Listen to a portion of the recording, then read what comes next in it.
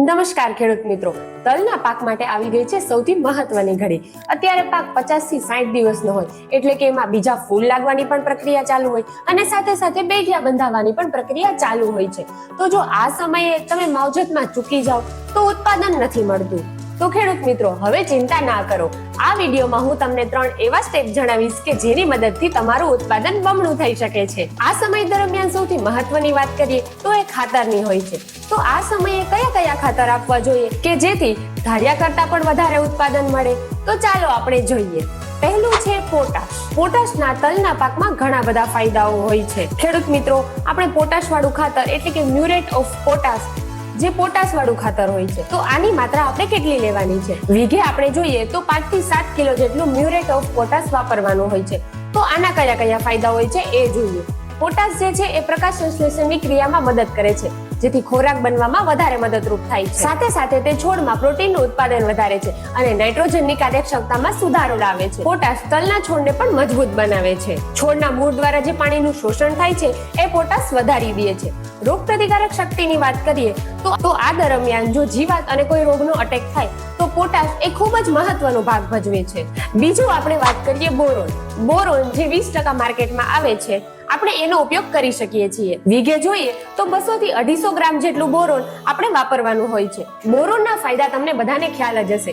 Boron છે એ ફળ અને ફૂલની વૃદ્ધિ માટે ઉપયોગી હોય છે, જે છોડમાં કેલ્શિયમનું શોષણ વધારી દે છે, જેથી ઉપજ પણ સારી મળે છે અને સાથે સાથે ગુણવત્તામાં પણ સુધારો થાય છે। આના લીધે તલના સ્વાદમાં પણ સુધારો આવે છે। ત્રીજું આપણે વાત કરીએ તો સલ્ફર। જે સલ્ફર 90% આપણે માર્કેટમાં આવે છે, તેનો ઉપયોગ આપણે વીઘે જોઈએ તો 2 થી 2.5 કિલા જેટલું આપણે વીઘે વાપરવાનું હોય છે। તમને સૌને ખ્યાલ જ હશે કે સલ્ફર એ તેલીબિયા પાક માટે ખૂબ જ ઉપયોગી છે। તો સલ્ફરનું કામ તલ જેવા તેલીબિયા પાકમાં તેલનું પ્રમાણ વધારવાનું છે, સાથે તે છોડને પણ મજબૂત કરે, સાથે સાથે તે તેલની ગુણવત્તામાં પણ સુધારો કરે છે। ખેડૂત મિત્રો, આ 3 જે તમને મેં ખાતર જણાવેલા છે, પોટાશ છે, બોરોન છે અને સલ્ફર છે, જો આનું મિશ્રણ તમે યોગ્ય સમયે જમીનમાં જ્યારે ભેજ હોય ત્યારે આપશો તો તમારું ઉત્પાદન ખૂબ જ સુધરી શકે છે। ખેડૂત મિત્રો, વિડીયો થોડો લાંબો છે, પરંતુ માહિતી ખૂબ જ અગત્યની છે, માટે છેલ્લે સુધી જોડાવા આપ સૌને વિનંતી કરું છું। હવે હું તમને એક પાવરફુલ કોમ્બિનેશન એવું જણાવીશ કે જેની મદદથી તમારું ઉત્પાદન 100% વધશે। તો ખેડૂત મિત્રો, આ સમય દરમિયાન ચૂસિયા અને ઈયળ જેવી જીવાતોનો તમારા પાક પર અટેક હોય છે, તો આના નિયંત્રણ માટે બાયર કંપનીનું અલિકા ખૂબ જ સારી ચોઈસ હોય છે।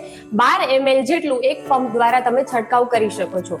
આ સમયે જોઈએ તો તલમાં ઘણા બધા ફૂગજન્ય રોગો પણ આવી શકે છે, જેમ કે પાવડરી મિલ્ડ્યુ, અલ્ટરનેરિયા લીફ સ્પોટ અને સર્કોસ્પોરા લીફ સ્પોટ। આવા બધા રોગો આ સમય દરમિયાન ખૂબ જ વધારે જોવા મળે છે। જો આવી પરિસ્થિતિમાં આ ખાડા કાન કરી દેવામાં આવે તો ખેડૂત મિત્રો, તમારા તલના ઉત્પાદનમાં 20 થી 30% જેટલો ઘટાડો પણ આવી શકે છે અને ઉત્પાદન બરબાદ પણ થઈ શકે છે। તો ખેડૂત મિત્રો, આ સમય દરમિયાન જો તમે આ ફૂગનાશક દવાનો ઉપયોગ કરીશો તો તમને 100% રિઝલ્ટ મળશે।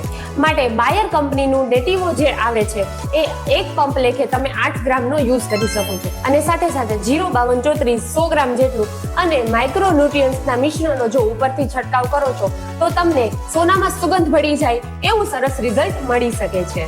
ખેડૂત મિત્રો, આ વિડીયોમાં મેં તમને જે સ્ટેપ્સ જણાવ્યા છે એ સ્ટેપનો તમે સાચા સમયે સરસ રીતે જો ઉપયોગ કરો છો તો તમને રિઝલ્ટ મળશે અને તમારી ઉપજમાં પણ ચોક્કસ વધારો જોવા મળશે। જો આ માહિતી તમને ઉપયોગી લાગી હોય તો વધુમાં વધુ ખેડૂતો સાથે આ વિડીયો શેર કરો અને જો તમે અમારી ચેનલને હજી સુધી સબસ્ક્રાઇબ ના કરી હોય તો અત્યારે જ ચેનલને સબસ્ક્રાઇબ કરો અને જો મગના પાક માટે પણ તમે આવી માહિતી જાણવા માંગો છો તો અમારા કોમેન્ટ સેક્શનમાં જરૂર જણાવો। તો ચાલો ખેડૂત મિત્રો, ફરી મળીશું એક નવી માહિતી સાથે। ધન્યવાદ।